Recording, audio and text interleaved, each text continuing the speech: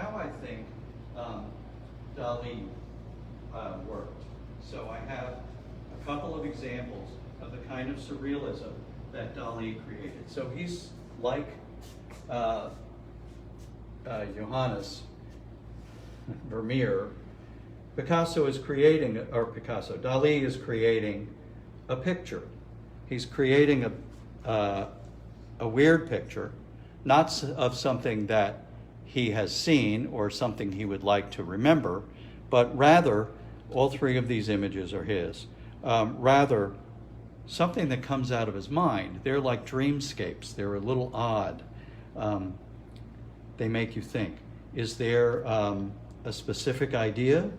I don't know. Very often when I'm doing artwork, I'm in the moment doing artwork, and it isn't till later that I can identify what was going through my mind. Sometimes that's aided with journalism. If any of you live in Florida, go to St. Petersburg and visit the Dali Museum there. It's sensational. I can't recommend it highly enough. So before I show you Miro, I'm going to take a side step here and just show you a little bit of the kind of work that Kandinsky was doing when he was, so here you have Matisse painting bathers, Picasso painting chopped up things in brown, and Kandinsky painting these really lovely pictures. They are a little more representative, but moving toward abstract, and all of this is happening around 1911. So a pretty fertile time in Europe. There was a lot going on over there at the time. So now, I promised that we would talk about Miro. So here's some Miro. I also have some pictures of work by Paul Klee.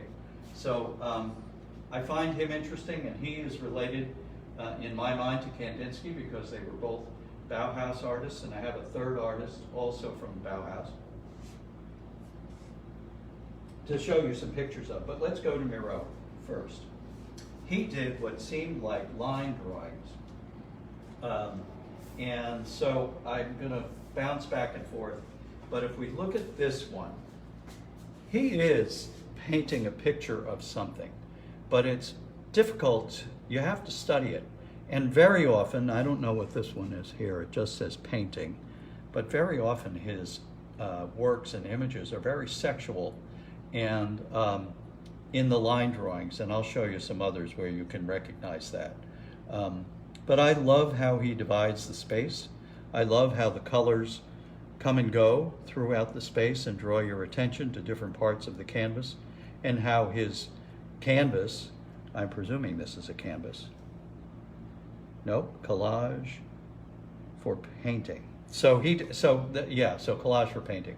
So he did these collages, that's this side. He did collages that he then turned into paintings.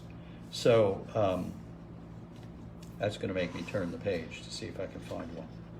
Here are some. Collages and paintings together.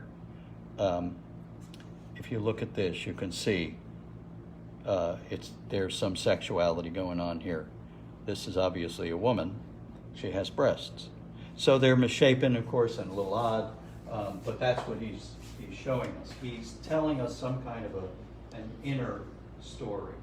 I can use this postcard. This is a combination of his styles. I'm going to presume that that's up. It's Woman and Bird from 1944, a little later than the others. And obviously on the canvas, because you can see evidence of canvas. I don't know if you can see that on the camera. So, but that's there, and in addition, I have this one that reminds me of the other. But I do think, for him, that this may well be a penis over here with the arrow. Obviously can't ask him. But he had a long career. I think this is another one similar to the other that I happen to like quite a bit. And they're lyrical, they're playful. I had a page and I've lost it. Let's see, where does it go? Oh yeah, I always like to turn the page to these. I've never seen these in person, but they're pastel. My sister-in-law, Pat, is a wonderful pastel artist, and she doesn't do work like this at all, but she does do it with pastel. These are pastel on flocked paper. Obviously, this one, woman, 1934, very clearly a woman. So, or at least if you look at it for a minute, you can see that. So where are we here? Okay, good. So, so let's look at Paul Klee. He's somewhere between Kandinsky and Miro. And so here's something called, and I saved this just because of its title. This one here, The Twittering Machine. Oh my God, The Twittering Machine, here it is. His work tends to be, I think it's architectural. They look like architectural drawings. They're a little more geometric. This is the kind of stuff that I usually relate to with him. We had the pleasure of going to a museum in Germany, in Munich, this last summer, where we saw a great deal of his work, and many of these postcards that I flipped past here, like this one, are his work. So he's working in the 20s and 30s. These are in the 20s, a little bit after Kandinsky's writing and the Picasso and the Cubism that I showed you. But that's what they were working on at the time. Obviously, very fertile, creative time. And then I want to show, this is Laszlo Moholy-Nagy. If there are any docents out there, you may remember a wonderful enrichment trip we took where we saw his work. And to the organizers of this trip, I apologize. I don't remember where we were, but I remember the work. I love this work. This drives me crazy. Look at this beautiful thing here. It's hard edge and very geometric. His colors are strong and powerful. And what he did that I think is really fun is he made them three-dimensional. So here, his work is on plexiglass. Here. Can you see that all right? It's clear. Okay, a little bit of a glare. Okay. All right. More clay. We got a calendar, and every month it has another postcard. I'm loving every month of it. So,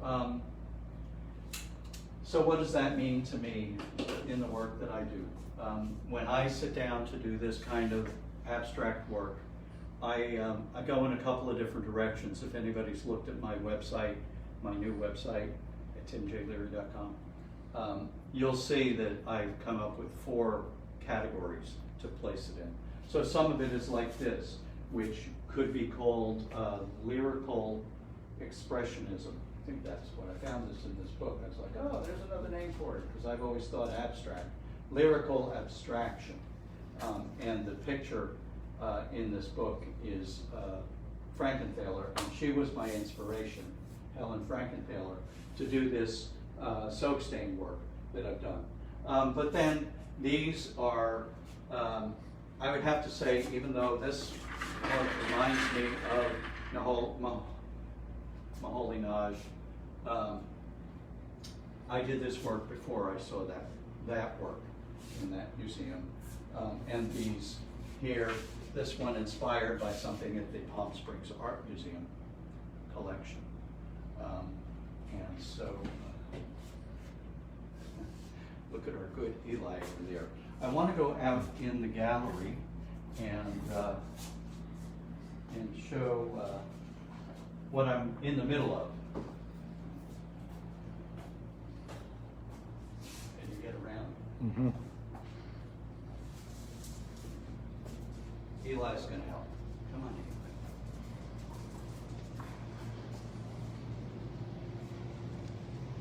Okay. So, a few weeks ago, ago, at the suggestion of Dawn Marie Forsythe, I decided to bump out into the gallery to do some work. And so this is what I've done, what I'm doing out here. And what I did was I had a pair of canvases that I did in 2007, I think, 2007. There were two canvases like this that made a pair. And I thought, they're okay, but I don't really love them. I don't love them more. I liked them more before. So I ripped the canvas off these stretchers and put some new canvas on just a bit, and then cut this the other canvas into pieces. And so my plan will be to create new artworks out of it. So I will, this is the beginning of it. This is the beginning of the work. That's the first layer of paint. I expect to put another layer on here so it won't look like this at all when it's finished. On top of whatever I end up with, I will then add pieces of the other paintings in some fashion on here.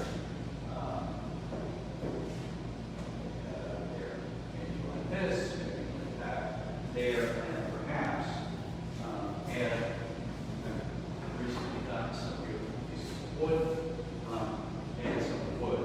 So I didn't show this in the book, but Miro did constructions, Miro did collages that were made from various things like cork and feathers, impermanent stuff.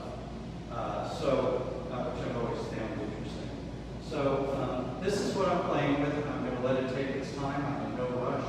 I have no deadline. Nobody's asked me to do this except for myself.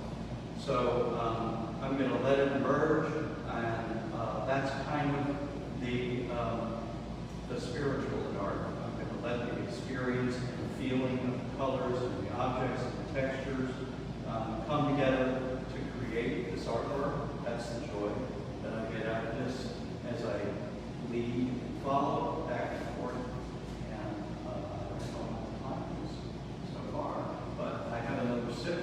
I have a picture to show. This is the last paper collage I've completed, which hasn't been framed yet. You can always get in touch with me if you think it's irresistible. However, on Facebook or website or however you do that. So I want to thank everybody, Louise, Stuart, Eli, for coming along and listening to my ramblings about this kind of work.